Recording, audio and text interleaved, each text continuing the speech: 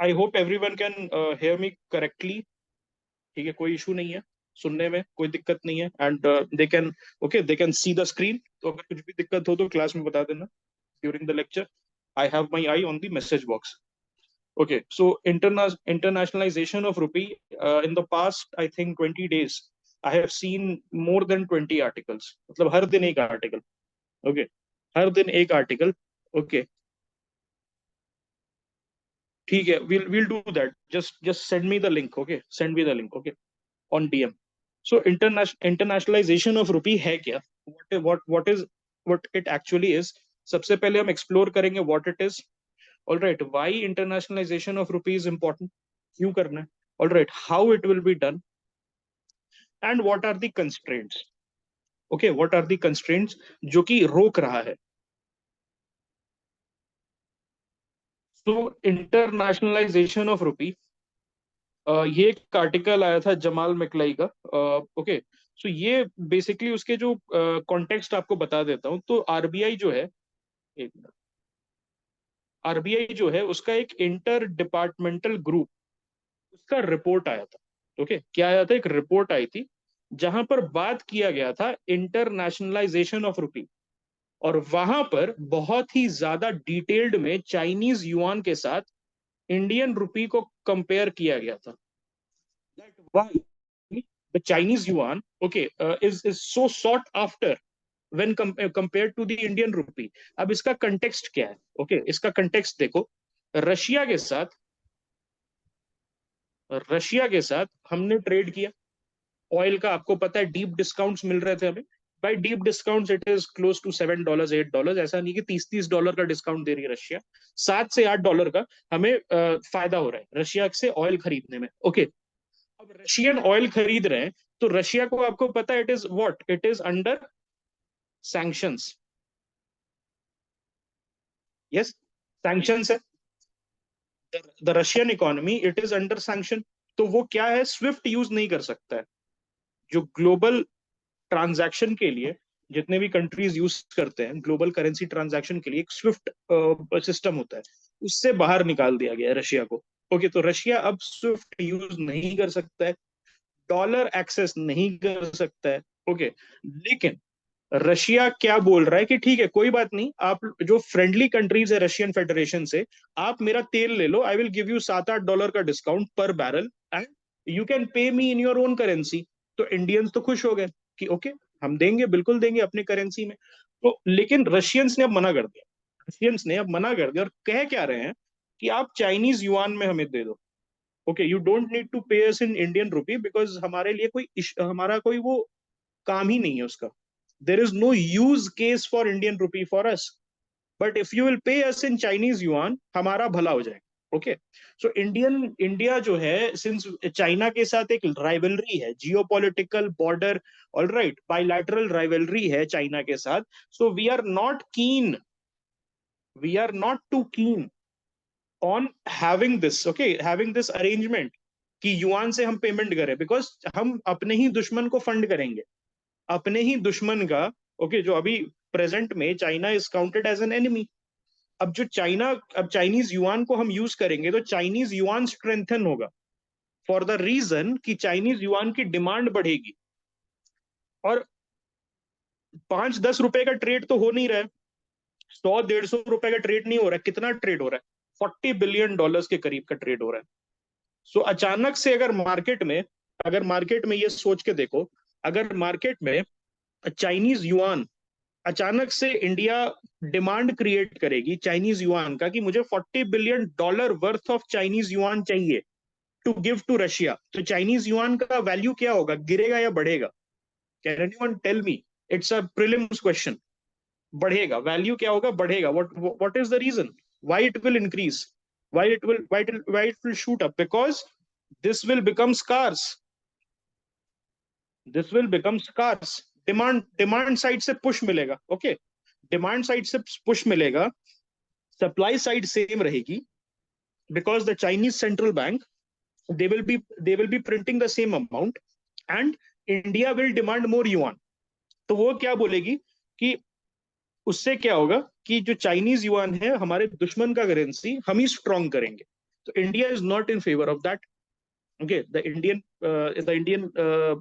administrators, the Indian policy makers, all right, they are not in favor of that. Gold से trade कर सकते हो आप, लेकिन गोल्ड उस लेवल पे नहीं कर सकते हो. Gold is a reserve. Gold has a reserve value. Okay, day to day trading में हमें ही फायदा नहीं होगा. Okay, day to day trading में हमें ही फायदा नहीं होगा, बिकॉज जो युआन है, डॉलर है, जो रुपी है, उसका जो अप्रिसिएशन या डेप्रिसिएशन है वो बहुत ही स्लो होता है. सपोज ओवर 10 ईयर्स, मान लो 25 रुपए था. ओके, पहले 30 ईयर्स बैक बात करो, जब लिबरलाइजेशन हुआ तो 25 रुपए के करीब था, और वहां से आज 30 साल लगे. 30 years took 30 years, and now it is at 84, the dollar rupee convertibility. Okay, लेकिन सपोज आप गोल्ड यूज करोगे तो gold has a very high value. Gold has a very reserve, a storage value. अगर आप 30 साल गोल्ड को रखोगे तो गोल्ड का वैल्यू 25 से 84 नहीं जाएगा, 25 से 400 जाएगा. तो क्या इंडिया को फायदेमंद है? You tell me. Should India pay in gold और should India use currency? The answer is no. How you can pay it? आप अपने ही पैर पे कुल्हाड़ी मार रहे हो. when you are utilizing your gold reserve when you are utilizing your gold reserve, you are foregoing a chance. Okay, you are foregoing a chance of having a higher value. आज के डेट में 56,000 rupees का 10 gram gold है. बहुत possibility है कि मान लो यूक्रेन, रशिया ने न्यूक्लियर बॉम्ब यूज कर लिया यूक्रेन पे, सारी करेंसी, सारे markets, share markets, they will go to crash, they are going to hell. लेकिन एक ही चीज रहेगा which has a reserve value, which has a storage value. क्या? गोल्ड. वो है ना अपना रिच डैड पुअर डैड वाला बंदा, क्या नाम है उसका? कियोसाकी. what's his name?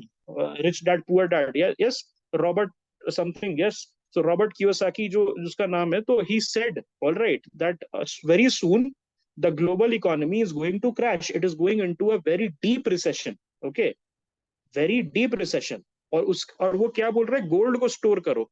तो इंडिया विल बी फॉरगोइंग. दूसरा चीज क्या है? Forgoing a very good returns in the coming years, अगर वो गोल्ड यूज करेगा.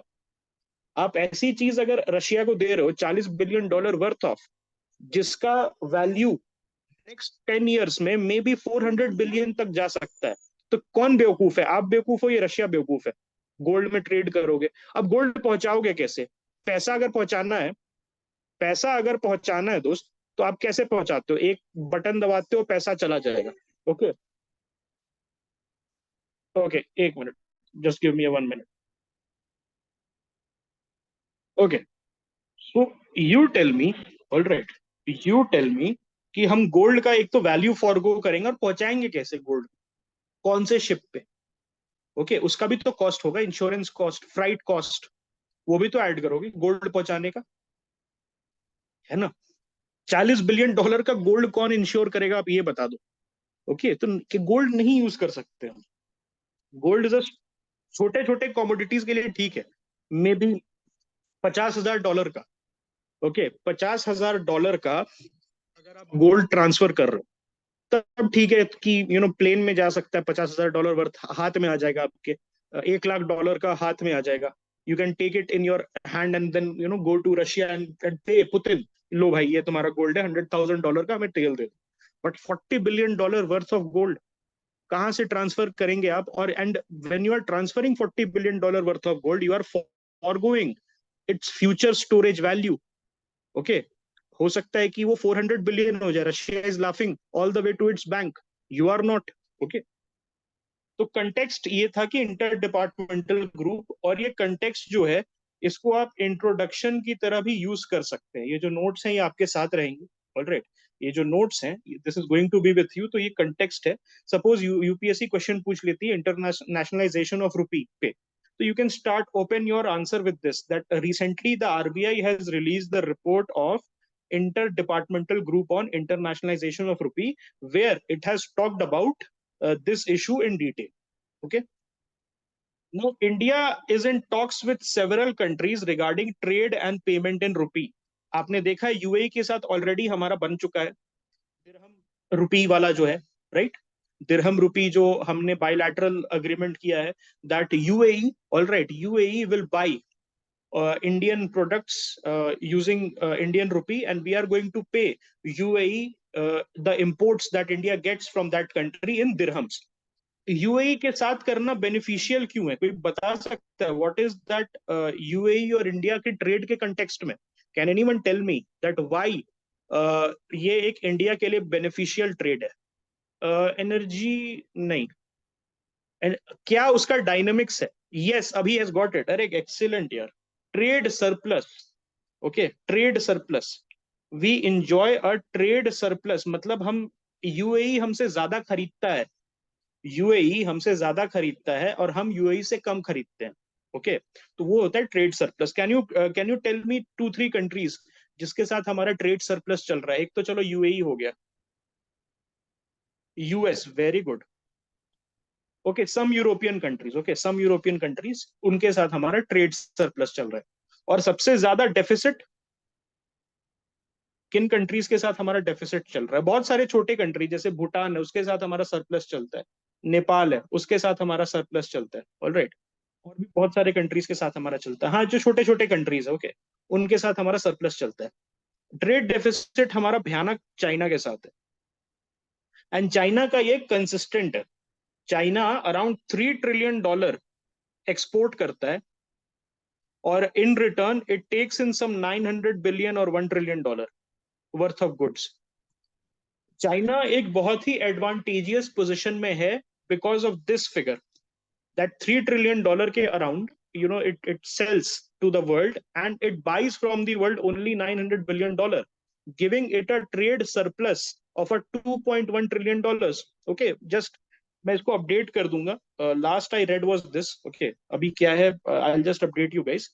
सो ये चीज इंडिया के फेवर में नहीं है। We are a net trade deficit country. मतलब क्या होता है, कोई बता सकता है?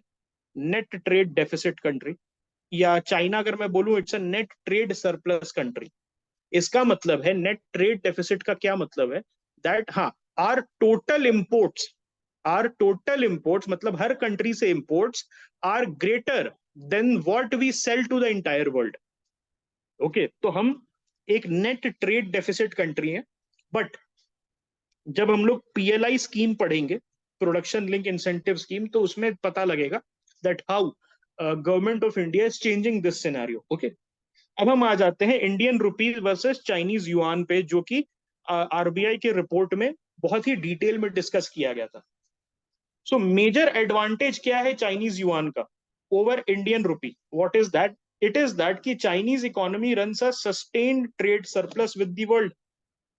ओके, तो चाइनीज चाइनीज जो जब देता है, युआन ऑफर करता है, मान लो कि उसने एग्जाम्पल के तौर पे, अगर उसने, एक कंट्री है सपोज इंडोनेशिया, उसको Indonesia buys 100 billion dollar worth of Chinese goods, and Indonesia buys 5 billion worth of Indian goods. तो यहां पर क्या लुक्रेटिव है इंडोनेशिया के लिए? टू एक्सेप्ट रुपी या accept yuan? To accept rupee from India for its export. मान लो इंडोनेशिया से क्या आता है? पाम ऑयल आता है। ऑल राइट, इंडोनेशिया से क्या आता है? पाम ऑयल आता है। ओके, तो हम इंडोनेशिया को रुपी में पेमेंट कर रहे हैं, और चाइना भी पाम ऑयल लेगा इंडोनेशिया से, लेकिन वो भी युआन में पेमेंट कर रहा है। तो which country is more likely to get acceptance from Indonesia कि ठीक है भाई, तुम्हारे करेंसी में हम ले लेंगे? Can you tell me and why? इसमें कॉन्सेप्ट आपका बहुत तगड़ा चेक होगा। Can you tell me which country, किस कंट्री से Indonesia is more likely to accept the local currency? India से या चाइना से? मैं बोल रहा हूं कि इंडोनेशिया, चाइना, इंडिया दोनों को एक पर्टिकुलर इंपोर्ट करता है, सपोज पाम ऑयल इंपोर्ट करता है, and both country are proposing कि आप मेरे लोकल करेंसी ले लो, rather than US dollar for the import, you take my local currency.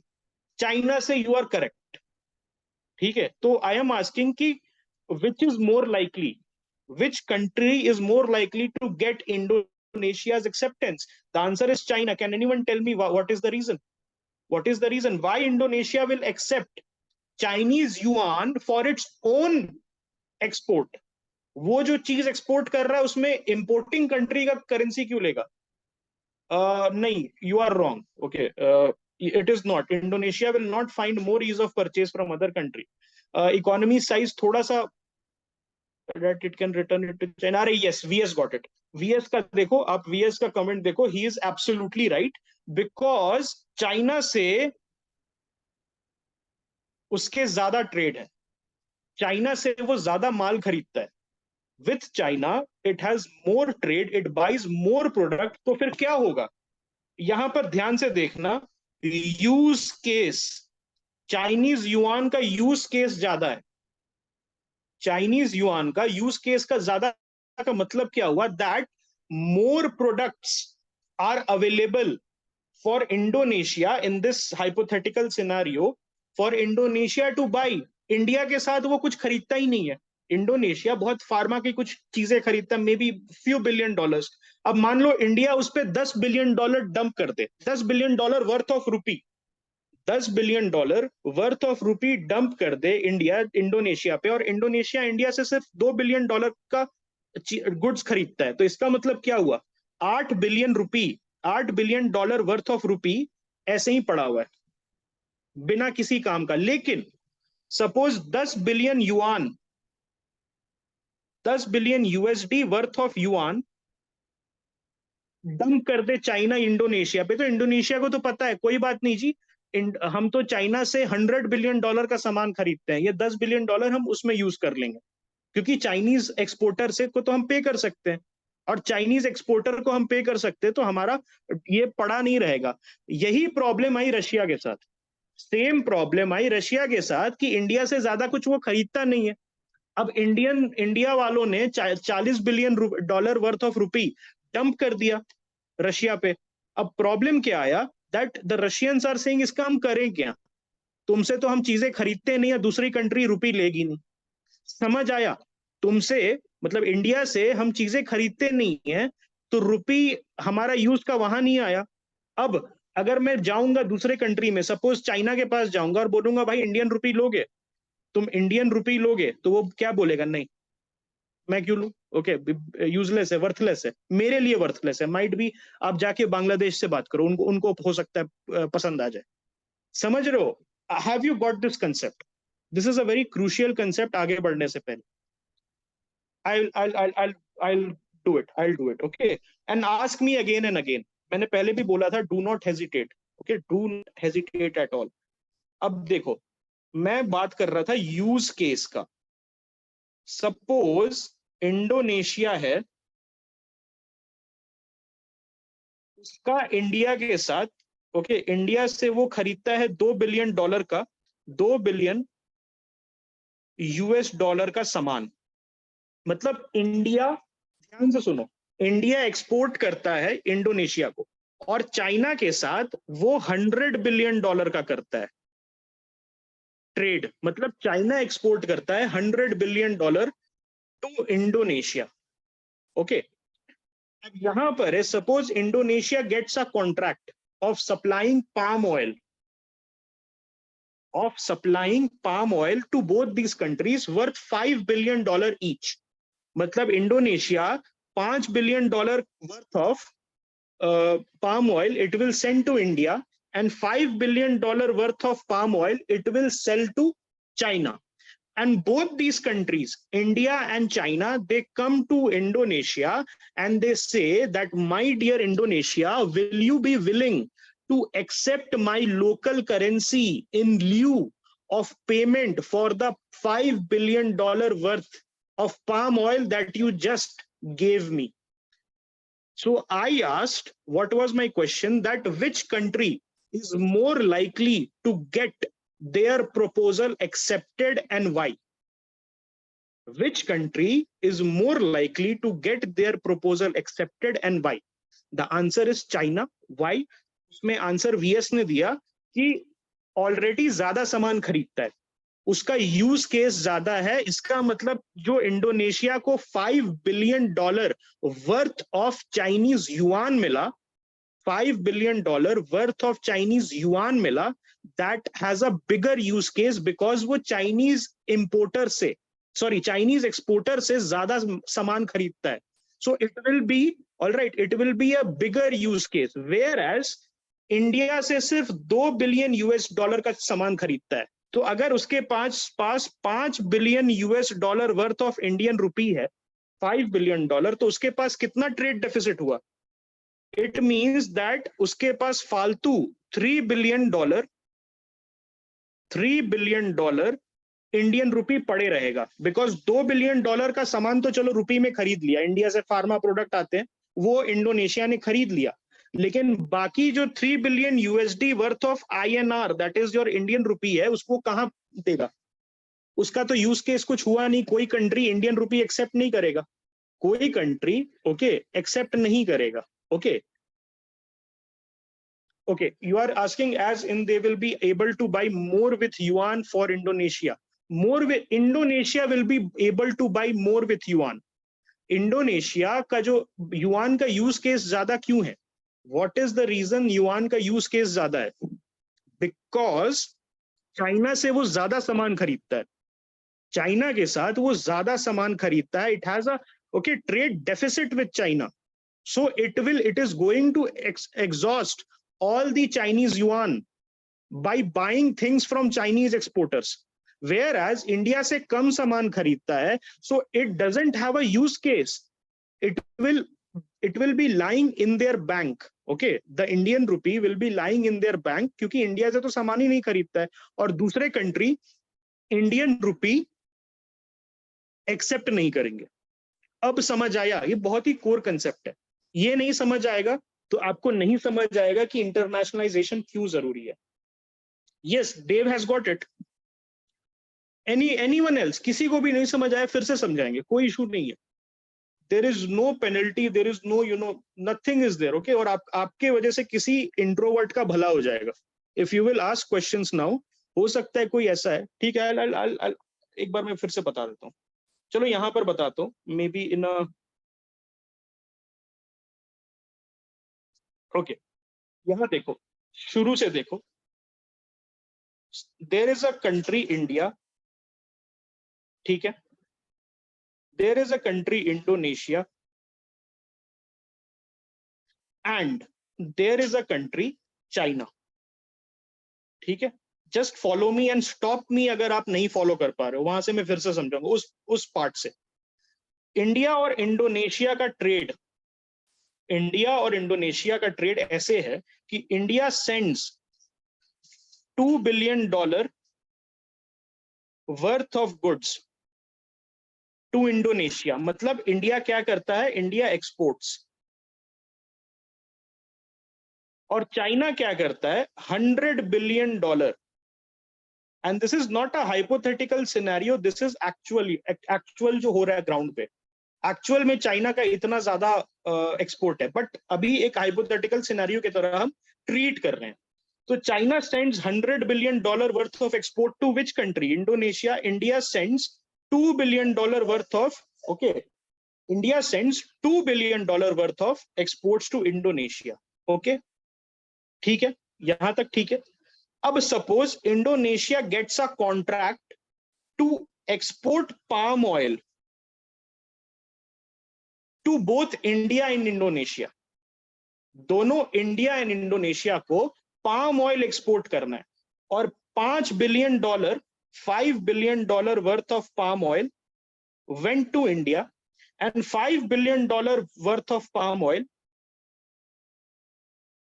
went to China. Okay, इतना ठीक है, यहां तक ठीक है.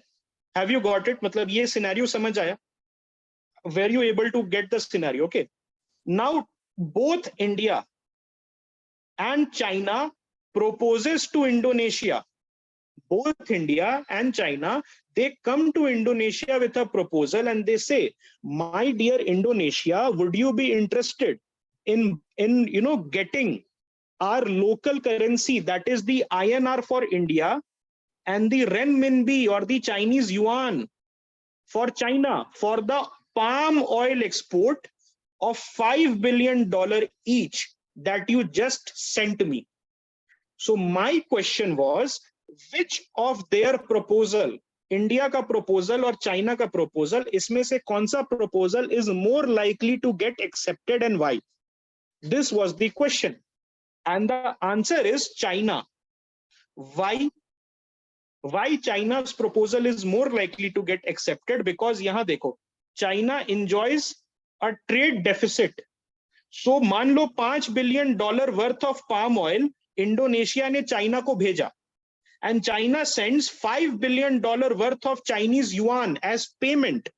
तो जो इंडोनेशिया है वो क्या करेगा? सिंपली जो $100 billion है, जो $100 billion वर्थ ऑफ एक्सपोर्ट आने वाला है चाइना से क्या आने वाला है? $100 billion, उसमें से माइनस कर देगा 5, और वो चाइनीज एक्सपोर्टर्स को बोलेगा कि ये लो तुम्हारी करेंसी है, you are obliged to take this currency. लेकिन इंडिया के केस में देखो, इंडिया कितना सामान दे रहा है? $2 billion का. इंडिया कितना सामान दे रहा है? $2 billion का, और पेमेंट इंडियन रुपी का कितना कर रहा है? $5 billion का. इसका मतलब $3 billion worth of, $3 billion USD worth of Indian rupee is going to lie dormant in the bank account of the Indonesia. Why? Because उतना ट्रेड नहीं है, सिर्फ $2 billion का ट्रेड है. ओके, सिर्फ $2 billion का ट्रेड है, प्लस कोई भी दूसरी कंट्री ये रुपी एक्सेप्ट नहीं करेगी. तो इंडोनेशिया, सॉरी, सो अगर इंडोनेशिया अगर चाहेगी कि मलेशिया से मैं कुछ खरीद लूं इंडियन रुपी यूज करके, तो क्या मलेशिया एक्सेप्ट करेगा? The answer is no. Malaysia को तो कोई रुपी का यूज नहीं है. Indonesia is stuck with $3 billion worth of INR. लेकिन उसका जो चाइनीज युआन आया था as payment for the palm oil, वो तो एग्जॉस्ट हो गया एक्सपोर्ट में. समझ आया? Have you got it, Vanshika, वजीक? Easy and due to large trade deficit with China, basically. Yes, correct. अब यहां देखो, ये हाइपोथेटिकल सिनेरियो समझाना जरूरी था, बिकॉज इतने सारे बायलैटरल ट्रेड अभी आएंगे, agreements, because India is in process. अब देखो, yes Vivek, you can go ahead with your doubt. Yes, it will also save you US dollars, which is the de facto global currency. You can ask your doubt.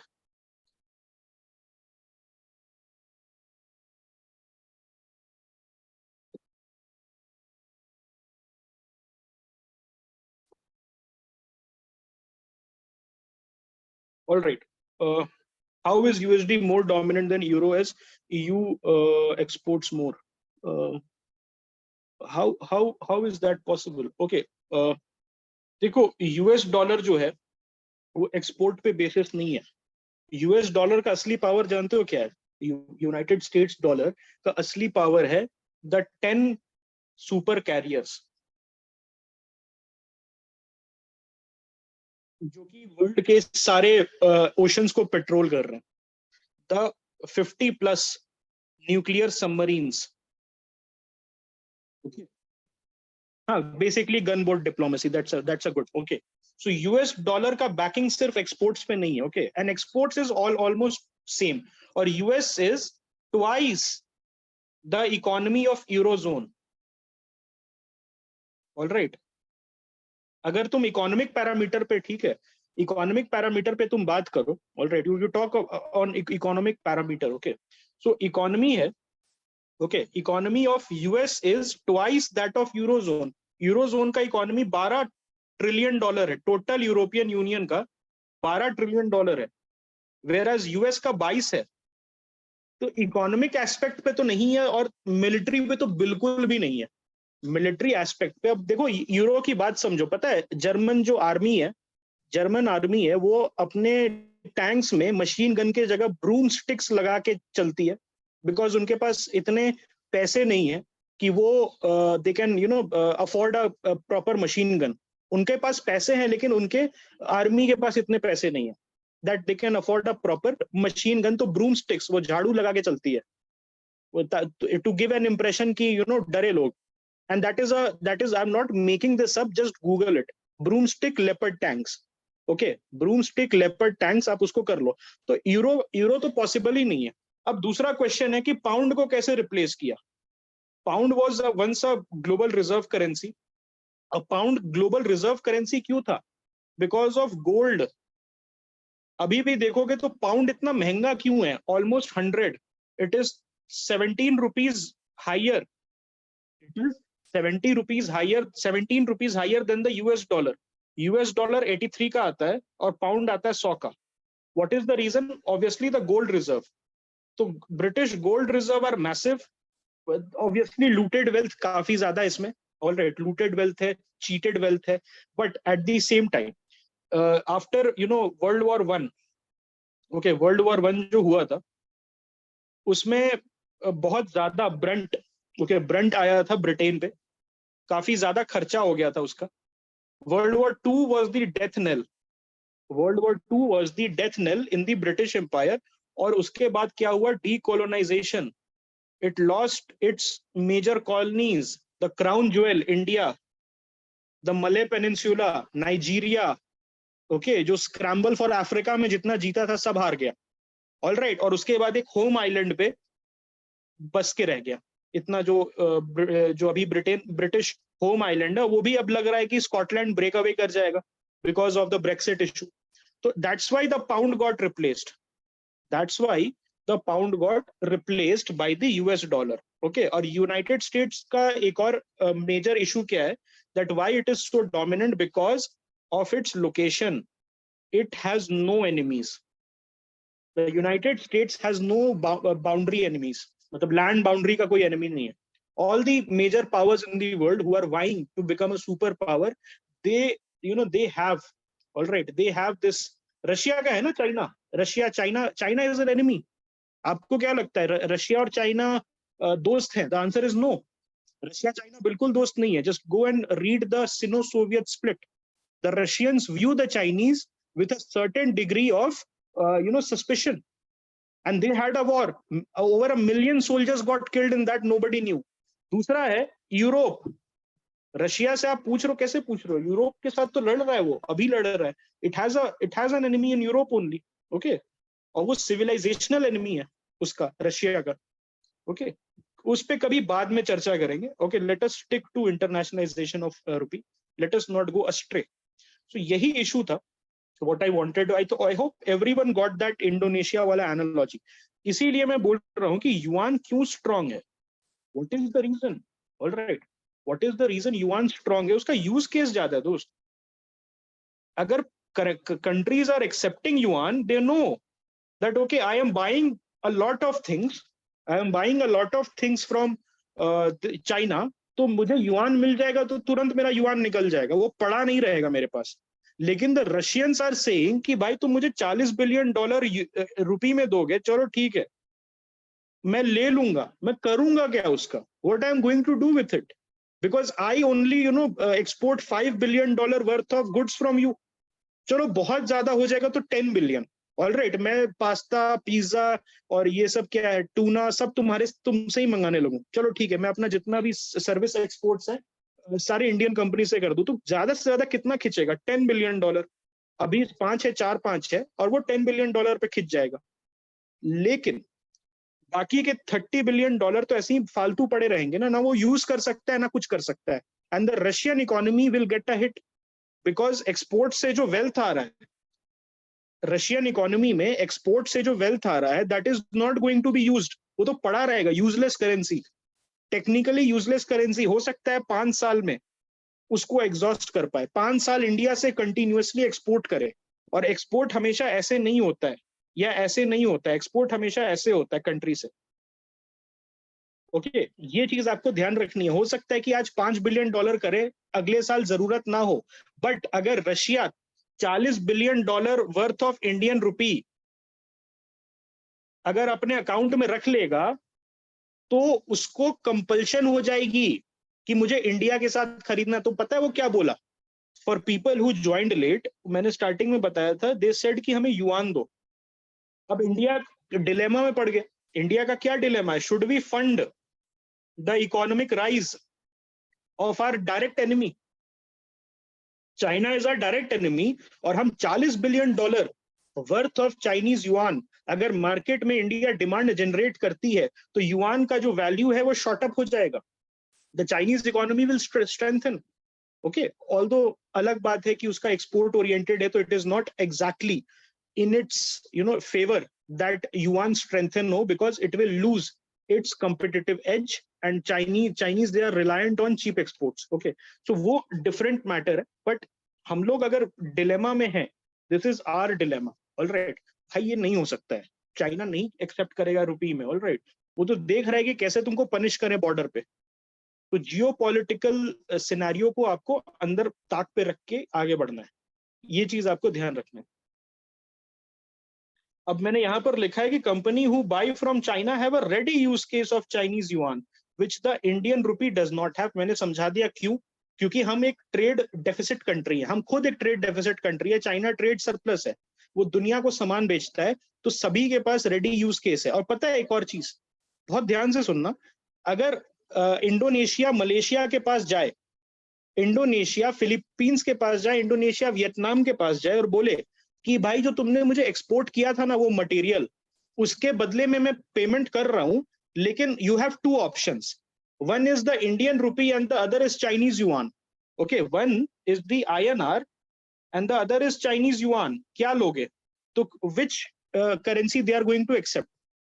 The answer is yuan, because उनको भी तो use case है, वो भी China से जम के खरीदते हैं, वो भी चाइना से जम के खरीदते हैं. ऑलराइट, इंडिया से कुछ नहीं खरीदते और चाइना से जम के खरीदते हैं, तो ऑब्वियसली दे विल से हाँ हाँ ठीक है, युआन दे दो मुझे, कल एक शिपमेंट आ रहा है मोबाइल का और चाइना को मैं युआन में ही पेमेंट कर दूंगा. Okay, they will accept because it's a legal tender in their country.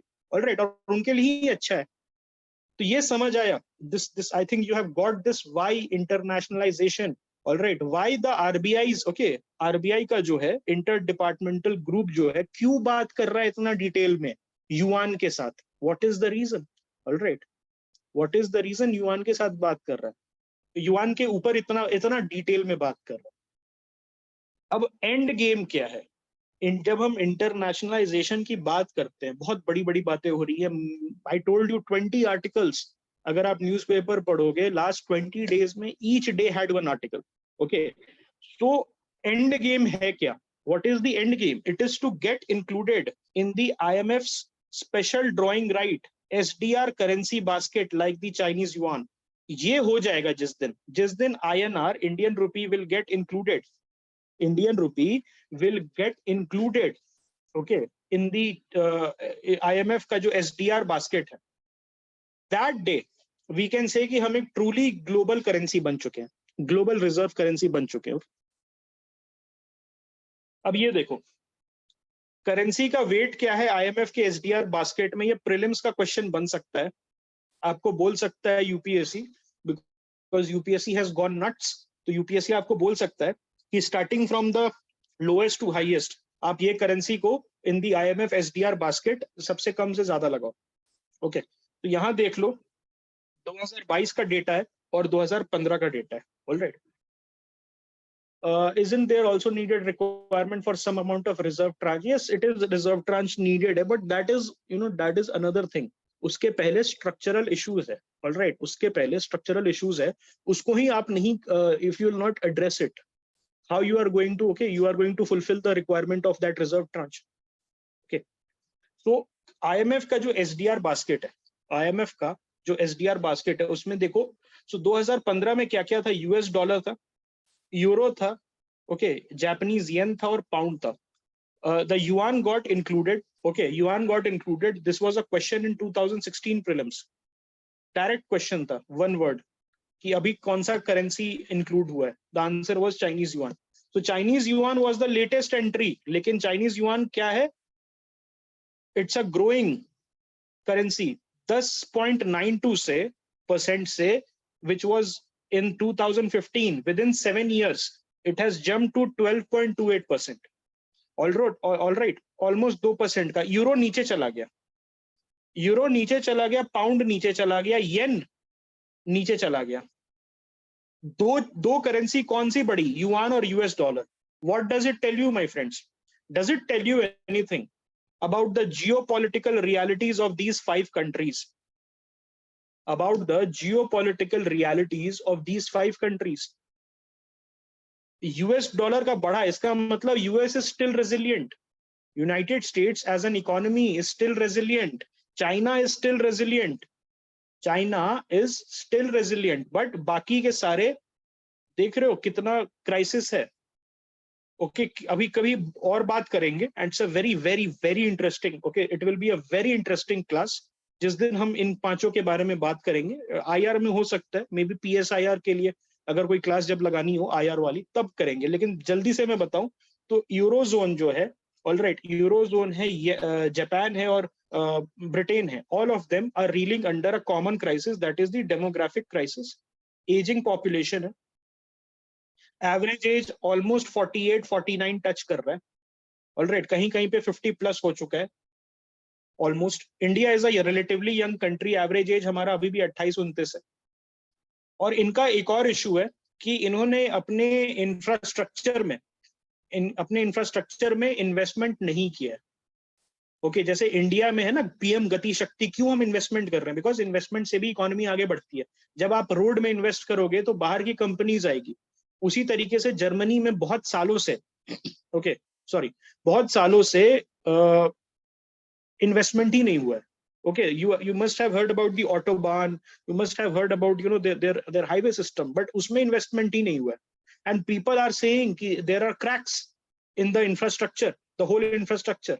और इनके पास इतना decency नहीं है कि वो invest कर सके. इतना ज्यादा regulations है, especially जर्मनी वगैरह में, कि German companies which are known for their chauvinistic attitude, which are known for their hyper nationalistic attitude कि भाई जर्मनी में ही रह के काम करेंगे, बाहर जाना ही नहीं है. SAP, okay what is that company? एक सैप हो गया, एक है दिस फर्टिलाइजर कंपनी है, बहुत बहुत पॉपुलर है. 4 नाम का कंपनी है, 4 लेटर वर्ड है. आई एम नॉट नहीं मतलब याद नहीं आ रहा है मेरे को. Alright, but they are now opening in China. German companies China भाग रही है. ऑलराइट, बिकॉज इतना रेगुलेटरी कोलेस्ट्रॉल हो चुका है, इतना ज्यादा रेगुलेटरी कोलेस्ट्रॉल है यूरोजोन में, that they are running away. Okay so ये एक इशू है that is facing these countries. तो 2 कंट्री हमें पता चला, यूएस और China, which is still resilient in this regard in the economy section. अब इंडिया अगर यहाँ पर इंट्रोड्यूस हो जाता है तो that will be the end game for us. That means that the global economy has accepted the Indian rupee or the Indian economy as one of its competitors, या one of the ऐसा एक potential हमारा उन्होंने recognize कर लिया. Okay, हमारा potential recognize कर लिया. UK का, if you are asking about UK, उसका तो हालत और खराब है. UK जो है सिर्फ लंदन की वजह से चल रहा है. बाकी आप UK में घूम के आओ, alright, you will find abandoned cities, जो मिडलैंड्स बोलते हैं यूके में, इंग्लैंड में मिडलैंड्स बोलते हैं. एक समय पे वहां पर कोल की माइनिंग होती थी, वहां पर बहुत ही वाइब्रेंट इकोनॉमी थी मिडलैंड्स की. आज मिडलैंड्स में कोई रहता ही नहीं है. मे बी आपको पूरे शहर में एक शॉप मिलेगी, एक जिम मिलेगा, एक कुछ मिलेगा, and entire city is abandoned. Okay, entire city is abandoned. UK जो है सिर्फ लंदन की वजह से चल रहा है. ओके, और जल्दी ही इनका भी डिमाइस पास ही है. यूके का भी डिमाइस बहुत पास है. ओके, बिकॉज आप देखोगे तो सारे कंपनीज जो बिग कंपनीज है, Land Rover, Morrison garage, all of them are bought by बाहर की companies. Okay, nothing is being contributed to the UK economy. ठीक है, तो ये याद कर लेना. इसमें अगर मैं प्रीलिम्स के लिए आपको बताऊं तो सबसे ज्यादा यूएस डॉलर है, यूएसडी है, then comes your euro, then comes your yuan, then comes your yen, और फाइनली आता है पाउंड.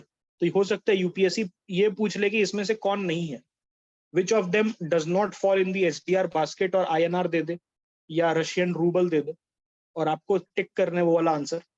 या हो सकता है, ऑलराइट, या हो सकता है कि आपको बोले कि आपको इसको अरेंज करो with the highest percentage to the lowest और लोएस्ट टू द हाईएस्ट. तो ऐसे कर लेना, US, euro, yuan, yen and pound. Okay, this is given in your notes. For India to get included in the IMF's SDR basket, the following structural changes need to be necessitated. अब बहुत बात कर ली कि क्या क्या issues है. Let us talk about what the way forward. आगे India को क्या करना चाहिए। So aggressively take up bilateral currency swap agreement. अब क्या है, there is a hesitation, problem क्या आ रही है, there is a hesitation amongst RBI, okay, RBI circles, की जो ऑफर आ रहे हैं, जैसे Sri Lanka, it is very very interested in doing currency swap because उनकी इकोनॉमी ठीक नहीं चल रही है, लेकिन आरबीआई इज हेजिटेंट। अब ये जो कहना क्या है एक्सपर्ट्स का, that it should not hesitate. अगर तो वो बोल रहा है कि हम श्रीलंकन रुपी देंगे, उसके बदले आईएनआर ले लो, तो आरबीआई क्यों हेजिटेंट है? बिकॉज श्रीलंकन रुपी बहुत वॉलेटाइल है। अभी 140 के अराउंड से अभी 390 400 पे चली गई है। श्रीलंकन जो रुपी है 140 करीब था 2-3 साल पहले, उसके बाद उनका ईस्टर बॉम्बिंग हुआ, कोरोना आया, बहुत सारी चीजें हुई, तो फिर एसएलआर अब 390 पे ट्रेंड कर रहा है।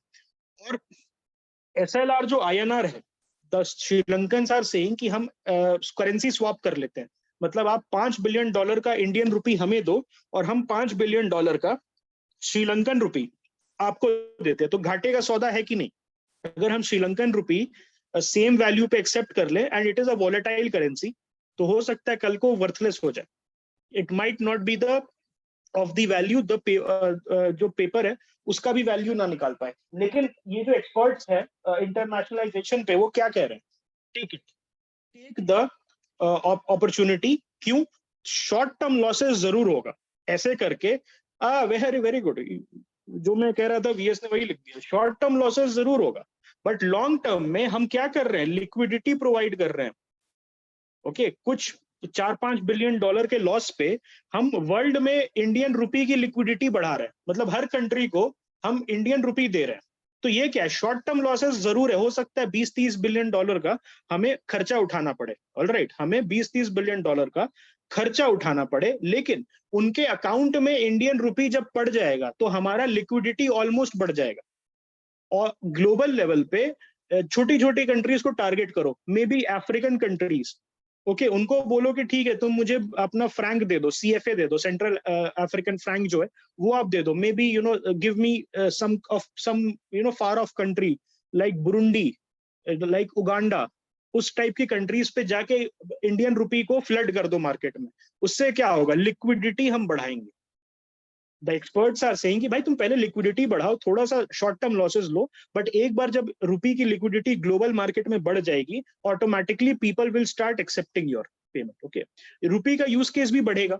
अगर मान लो श्रीलंका बोल रहा है कि हमें रुपी दे दो और उतना वो नहीं ले रहा है, ओके, उतना वो हमसे एक्सपोर्ट नहीं ले रहा है, फिर भी रुपी उसके अकाउंट में पड़ा रहेगा ना, तो वो क्या करेगा, अल्टीमेटली उसको रुपी कहीं ना कहीं तो यूज करना पड़ेगा, तो यूज केस ऑटोमेटिकली बढ़ जाएगा।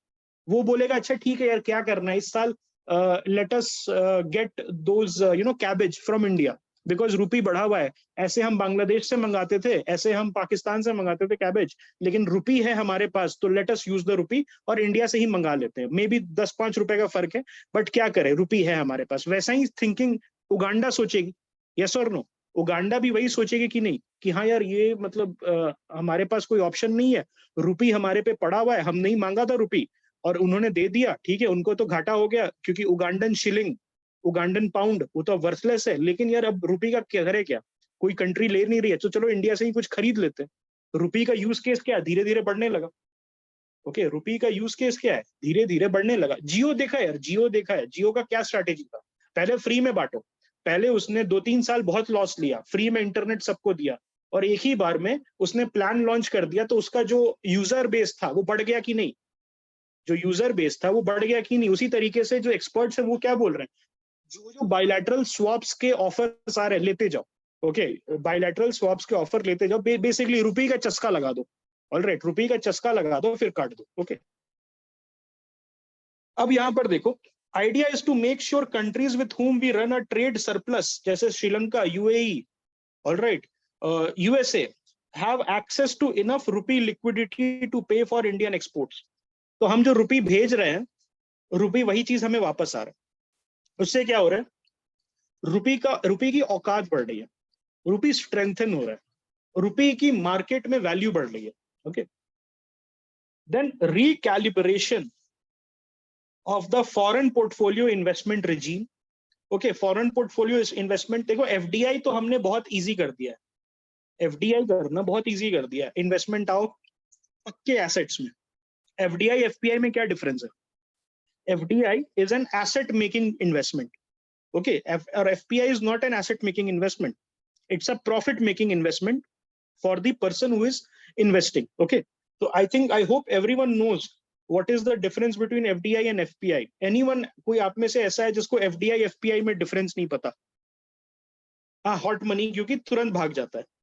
Anyone you can say, कोई दिक्कत नहीं है, आप डायरेक्ट मैसेज कर दो मुझे, I'll not tell your name और हम FDI FPI पे डिस्कस कर लेंगे। Anyone?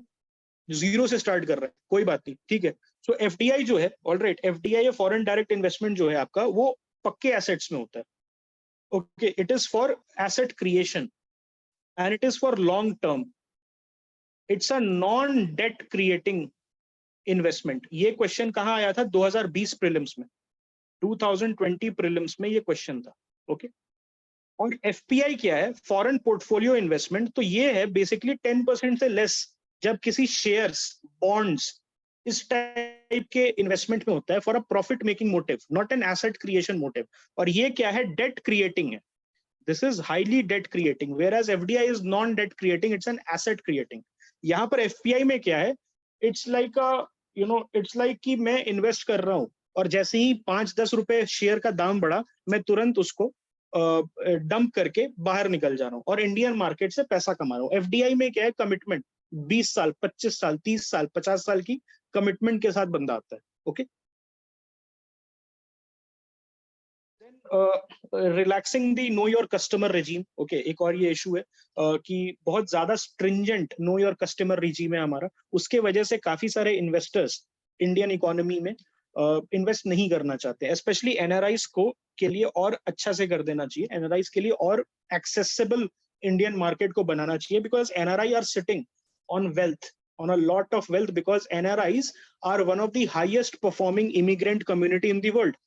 हमारे जो इमिग्रेंट कम्युनिटी है, they are one of the highest performing, okay. कहीं भी चले जाओ आप, एक्सेप्ट गल्फ, गल्फ में थोड़ा लेबर क्लास ज्यादा जाता है, बट ऐसे ऑलराइट, यूरोप में चले जाओ, नॉर्थ अमेरिका में चले जाओ, वहां पर ज्यादा लोग हाई वाइट कॉलर जॉब्स में, and they are sitting on wealth, a lot of wealth which they have generated for themselves in that country. अब उसी को वो इन्वेस्ट करेंगे, ओके। ओसीआई के साथ overseas citizen of India, alright, and NRI, both के लिए क्या बोल रहे हैं एक्सपर्ट्स कि आप बहुत अच्छे से कर दो, आप बहुत अच्छा एक उनको एक्सेसिबल मार्केट खड़ा खड़ा करके दे दो, दैट आप इन्वेस्ट करो, पैसे आप भी कमाओ, इंडिया में भी, इंडिया वाले भी पैसे कमाएंगे, एनआरआईज और ओसीआई भी पैसा कमाएंगे। Then relaxing norms for rupee denominated bond to get listed on the global indices, यहाँ बहुत इंपॉर्टेंट है। जो भी रुपी डिनोमिनेटेड बॉन्ड्स हैं, अगर वो ग्लोबल इंडाइसेस पे जाके लिस्ट होंगे तो वहां पर क्या होगा? ग्लोबल इन्वेस्टमेंट आएगा, पीपल विल एक्सेस देम, उनको प्रोमिसरी, पार्टिसिपेटरी नोट, ये सब का यूज नहीं करना पड़ेगा, पार्टिसिपेटरी नोट का यूज नहीं करना पड़ेगा to invest in the Indian market. मान लो न्यूयॉर्क स्टॉक एक्सचेंज पे कोई मसाला बॉन्ड है अपना, या कोई ऐसे इंडियन बॉन्ड है और वो रुपी डिनोमिनेटेड है, तो वो बंदा क्या करेगा? पहले अपने यूएस डॉलर्स को बोलेगा, यार इंडिया तो अच्छी इकोनॉमी है और इंडिया में 6 से 10% मुझे रिटर्न मेरे दोस्त को मिला है, let me also convert my US dollars into rupee and buy this rupee denominated bond. तो इसका फायदा किसका है? इंडिया का भी फायदा है, और जो बंदा अपने US dollars, hard earned US dollars convert कर रहा है, उसका भी फायदा है, okay. Expanding successful platforms like the UPI, RTGS and NEFT, okay. जो आपके कंट्री में successful, highly successful platform, okay, specially UPI वगैरह, बहुत ही कम ड्रॉप रेट है और ग्लोबल स्टैंडर्ड्स को मैच करती है। तो जैसे अभी पेरिस में यू कैन पे for your ice creams in Eiffel tower, अगर आईफिल टावर में जाके वॉफल्स एंड आइसक्रीम्स खाओगे तो यू कैन पे यूजिंग द यूपीआई। उसी तरीके से आप, हाँ, सिंगापुर हो गया, दुबई हो गया, अब इन जगहों पे उसी तरीके से जहां जहां इंडियन डायस्पोरा ज्यादा है, जहां पर इंडिया की एनआरआई पॉपुलेशन ज्यादा है, आप वहां पर यूपीआई यूज करो, ताकि इंडियंस को इंडियंस को पहले डॉलर में चेंज ना करना पड़े, okay, they can pay directly. तो उससे बहुत बहुत सारी जो कॉस्ट है वो बचेगी। Allowing retail traders with minimum exposure to access the global forex market, okay. They did not got manipulate, okay, अच्छा, मैनिपुलेशन वो हम बाद में डिस्कस करते हैं, ओके, आई टेल यू।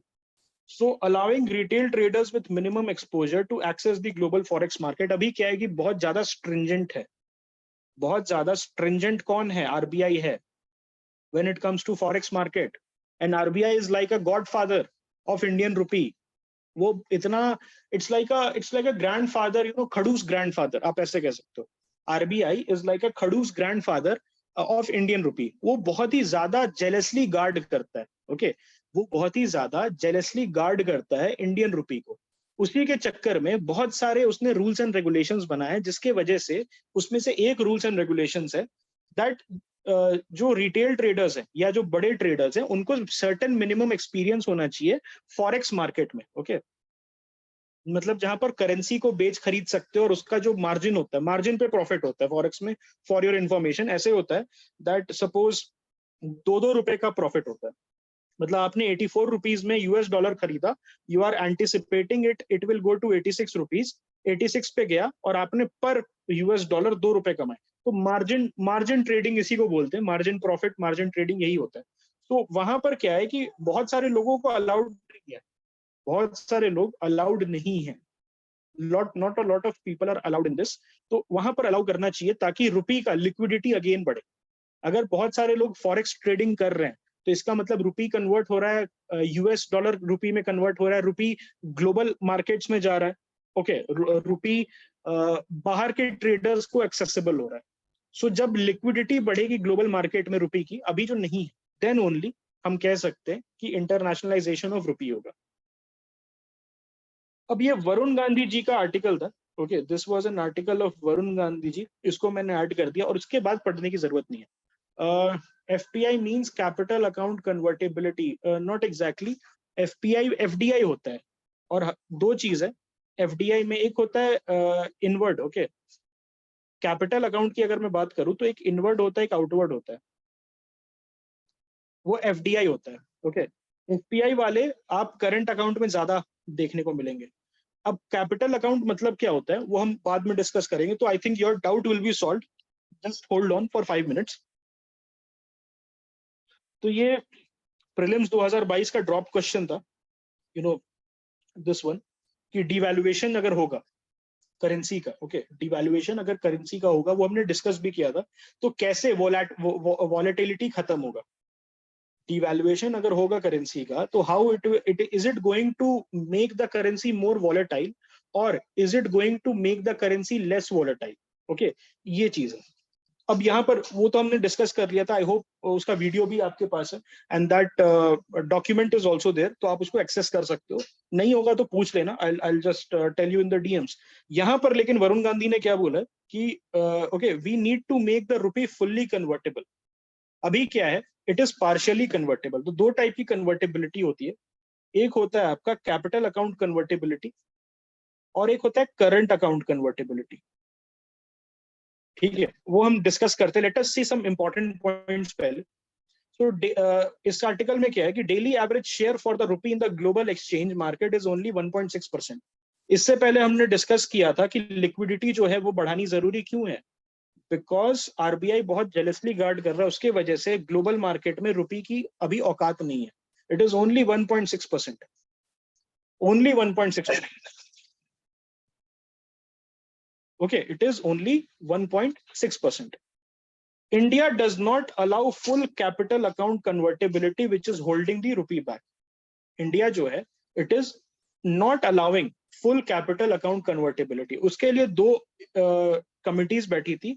एक तो आपकी नरसिम्हन कमिटी जो बैठी थी in the initial days, okay, in the initial days of 1991 जब लिबरलाइजेशन, ग्लोबलाइजेशन एंड प्राइवेटाइजेशन करना था। दूसरी थी Tarapur committee, okay? I think SS Tarapur नाम था उनका। तो तारापुर कमिटी बैठी थी, ओके? अब कैपिटल कन्वर्टिबिलिटी होती क्या है?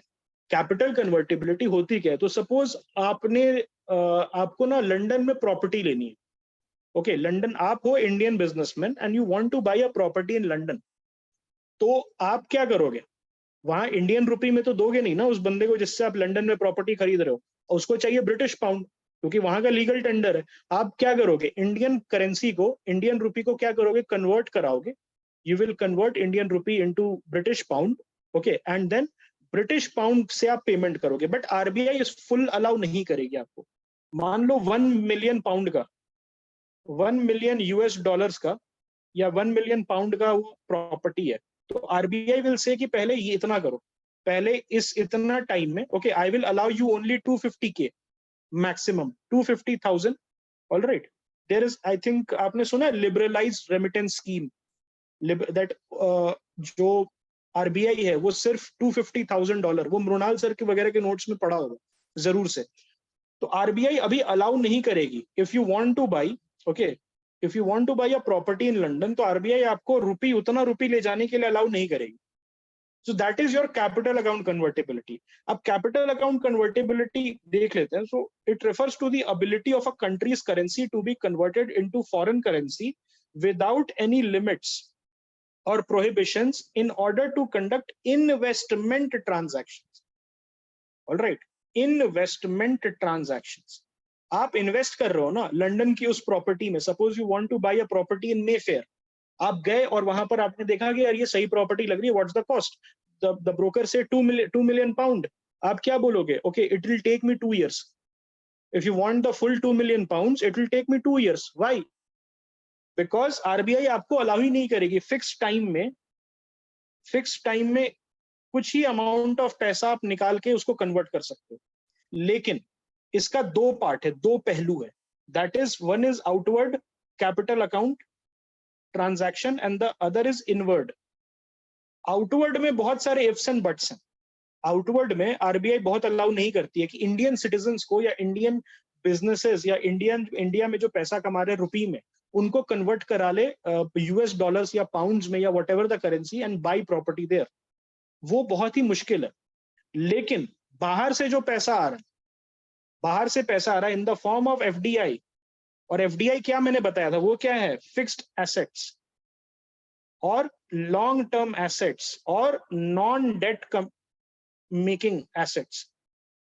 नॉन डेट मेकिंग मतलब उससे कुछ किसी भी टाइप का कर्जा नहीं होता है आपके ऊपर, तो वो capital account, inward capital account, मतलब बाहर से पैसा आ रहा है अगर आपके एसेट्स में इन्वेस्ट करने के लिए, आरबीआई बोलेगी अरे प्लीज आइए बैठिए चाय लीजिएगा, ऑल राइट। लेकिन आप बोलोगे भाई साहब हमें ना प्रॉपर्टी पसंद आई है, आरबीआई के पास जाओगे एंड यू विल से भाई साहब हमें प्रॉपर्टी पसंद आई है लंदन में, all right it's a very beautiful property, I want to take 2 million, I want to convert 2 million pounds, that is 20 crore rupees. वो बोलेगा नहीं अभी नहीं, कल आना, लंच ब्रेक है अभी, all right. So this is the dual, all right, this is the duality of RBI when it comes to inward capital account and the outward capital account. Okay, ये समझ आए अभी? Did you get your answer? Did you get your answer? Yes. Okay, ठीक है। अब हम आ जाते हैं तारापुर कमेटी ने क्या कहा अभी। लेकिन एक और चीज है, पहले बता दूं कि we have a full current account convertibility. Current account से क्या होता है? Current account was one of the first reforms that we did. पहले करंट अकाउंट भी हमारा पूरा नहीं था। हाँ, ट्रेड होता है। करंट अकाउंट का मतलब क्या होता है हिंदी में? चालू खाता, मतलब चलते रहता है। आई होप जिनके फादर बिजनेसमैन होंगे तो उनका एक करंट अकाउंट होता है। करंट अकाउंट में इंटरेस्ट नहीं मिलता है, बट करंट अकाउंट में कोई मिनिमम बैलेंस वाला इशू भी नहीं रहता है तुरंत, क्योंकि आपके फादर अगर बिजनेसमैन है तो उनको तुरंत धंधा करना होता है। ओके, मतलब तुरंत 5 लाख रुपए इधर भेजने, 5 लाख रुपए लेने, तो वो करंट अकाउंट में रखते हैं। ओके, करंट अकाउंट में रखते हैं। So trade current account convertibility मतलब एक्सपोर्ट इंपोर्ट के लिए आप पूरे पैसे कन्वर्ट कर सकते हो, लेकिन अगर आपको इन्वेस्टमेंट करना है तब आप पूरे पैसे कन्वर्ट नहीं कर सकते। ओके, लॉन्ग टर्म आप इन्वेस्टमेंट नहीं कर सकते। लेकिन यहां पर क्या है, this is hitting the rupee, this is holding the rupee back. यही चीज जो है डुअलिटी है on current capital account convertibility, that is holding the rupee back. क्योंकि liquidity again RBI is regulating that, आप फुल्ली अलाउ नहीं कर रहे हो। यहां पर वरुण गांधी ने क्या बोला, दैट आप धीरे धीरे अलाउ करो, तो उनको समझ आ रहा है। ही इज सेइंग कि चलो मैं नहीं बोल रहा कि आप अभी कर दो, ऑल राइट आप अभी कर दो, but allow till 2060 and gradually may be 55% कर दो। अभी 50% पे 55 कर दो, फिर 5 साल के बाद 60 कर दो, ग्रेजुअली करते करते 2060 तक एटलीस्ट 100% हो जाना चाहिए। Okay, Tarapur committee it set a number of pre condition. 2 bar set हुई थी तारापुर कमेटी, 2006 में भी और आई थिंक 1997 में। It set a number of pre condition to be achieved before going to full convertibility. उन्होंने कहा कि ठीक है, आप लोग डिमांड कर रहे हैं कि कैपिटल अकाउंट को भी फुल्ली कर लो, let high net worth individuals, okay, high net worth individuals buy good properties and live their life. क्या दिक्कत है उसमें? लेकिन उसके पहले उसने बोला कि कुछ चीजें कर लो और फिर मैं कुछ नहीं बोलूंगा. वाई? बिकॉज वॉलेटिलिटी काउंटर होगी फिर, एंड वॉलेटिलिटी पे बाद में आऊंगा. यहाँ देखो, सबसे पहले तारापुर कमेटी ने बोला ग्रॉस फिस्कल डेफिसिट को 3.5% से नीचे कर लो. FRBM एक्ट याद होगा आपको, 2003. Everyone remembers FRBM act 2003. Okay. Gross NPA of 5% और लेस. नॉन परफॉर्मिंग एसेट 5% या उससे लेस कर दो. नॉन परफॉर्मिंग एसेट 5% या उससे लेस कर दो. इफेक्टिव कैश रिजर्व रेशियो 3%, अभी ज्यादा है, आई थिंक 6% के अराउंड है. ओके. CRR जो है आई थिंक 4.5 या 6% के बीच में. इन्फ्लेशन रेट 3 से 5%. अभी इन्फ्लेशन टारगेटिंग कितना है? 2 से 6%. अभी इन्फ्लेशन टारगेटिंग कितना है? 2 से 6%. तो दे आर सेइंग कि inflation rate of 3.3 to 5% over a period of 3 years, consistent perform. अगर ये सारे NPA 5%, फिस्कल डेफिसिट 3.5%, इन्फ्लेशन 3 से 5% over 3 years and cash reserve ratio 3%, इतना कर लोगे, आप इतना कर लोगे तो you can go for a full capital account convertibility. Why? इतने सारे कंडीशन क्यों? ऐसा क्या हो जाएगा? ऊपर मैंने बताया था वॉलेटिलिटी. अब ये देखो, अब हम हैं क्या? अब हम ऐसी कंट्री है which is anti rich. Do you agree और नॉट? हम एक एंटी रिच कंट्री है. ओके. ऑल्दो किसी का भला नहीं होता है यहाँ पर, तो मतलब आप देखो, फ्री का राशन बांटते हैं हम, लेकिन भला किसी का नहीं होता है, सब equally oppressed. This is a very beautiful equal country. We are a very very equal country. We operate everyone equally. मतलब हर कोई परेशान है, रिच से लेके पुअर से लेके मिडिल क्लास से लेके सब परेशान. Okay, and this is not due to some political party. This has been going on since the last 50-60 years.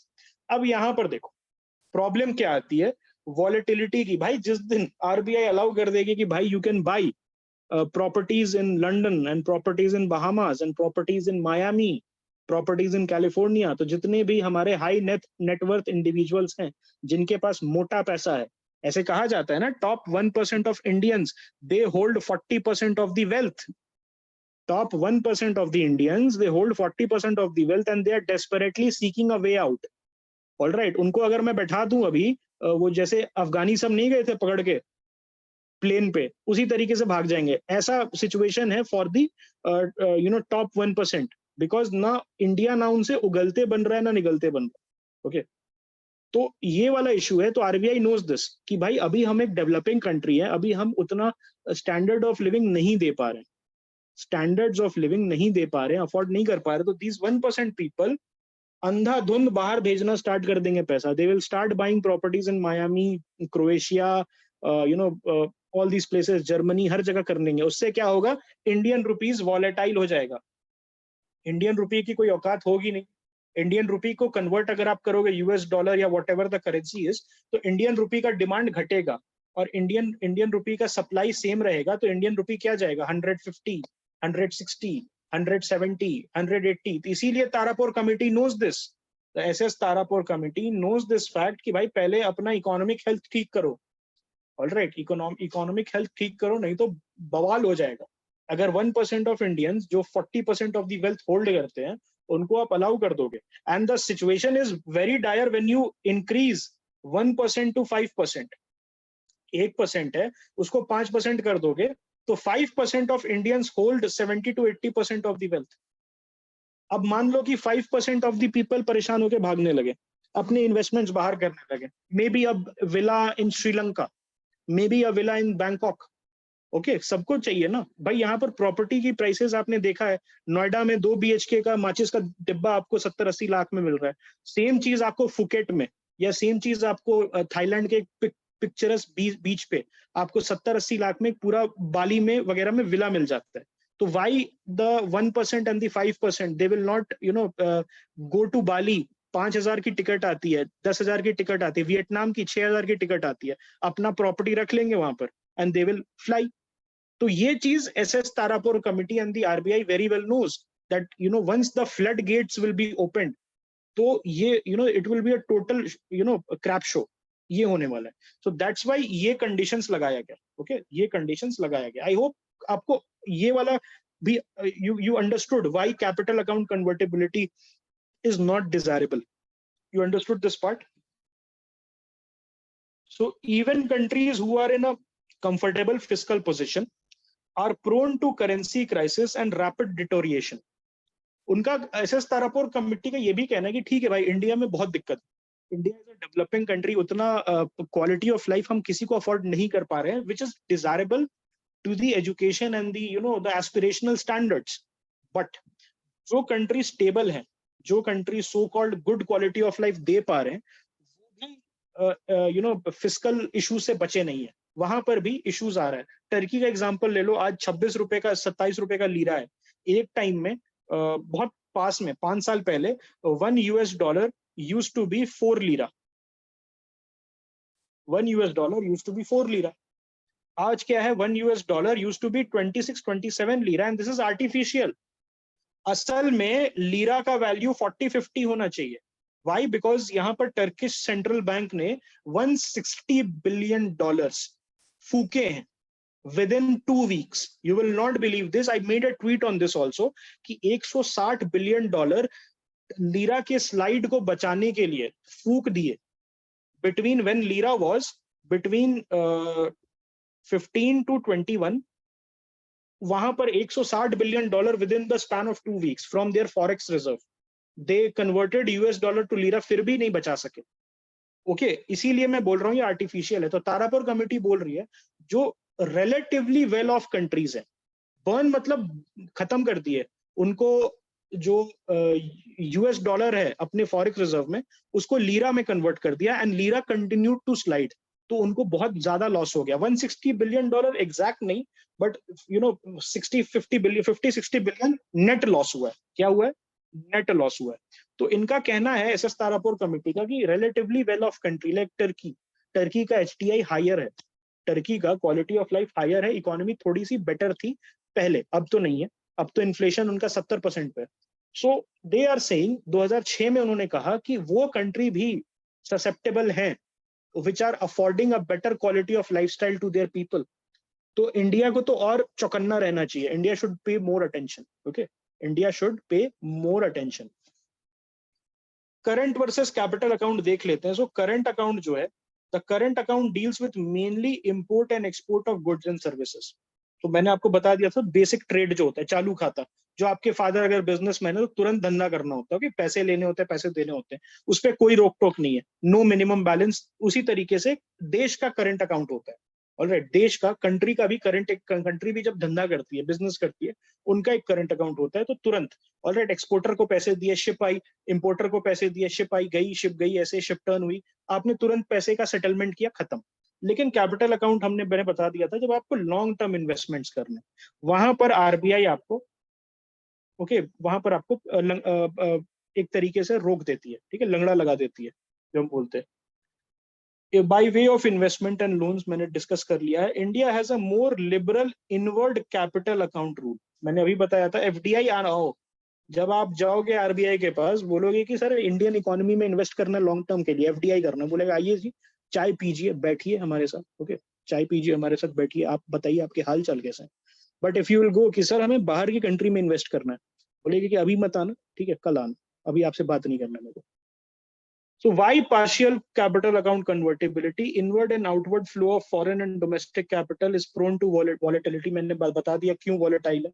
Okay, aspiration जब top 1% या 5% के aspiration खुलेंगे, okay, आपके फादर मदर 1 करोड़ का फ्लैट ले रहे हैं, all right, 1 BHK 2 BHK, they will prefer कि बाली में एक विला हो जाए और वहां पर जाए समर ब्रेक्स में, वही 50 लाख में विला मिल जाएगा आपको. सो ये capital account, full capital account convertibility जब हो जाएगा तो ऐसा पॉसिबल नहीं होगा. ऑल राइट, ऐसा पॉसिबल नहीं होगा कि आप आरबीआई रोक ले आपको. आप बेधड़क, people will be going two by, जैसे अमेरिकन बाई करते हैं, जैसे यूरोपियंस बाई करते हैं, वैसे भी हम बाई करेंगे. ऑल राइट, नहीं, we are very smart, but we are limited by our system. ऐसे मत बोलो कि we have small brains, we are very smart. Okay, एक बार हम जब अपनी औकात पे आ जाएं तो वर्ल्ड को औकात दिखा देंगे, but we are limited by our system, that's it. So any question that you guys might have in this? Are you guys tired? Are you guys tired और not? Can you go for another module of urban floods?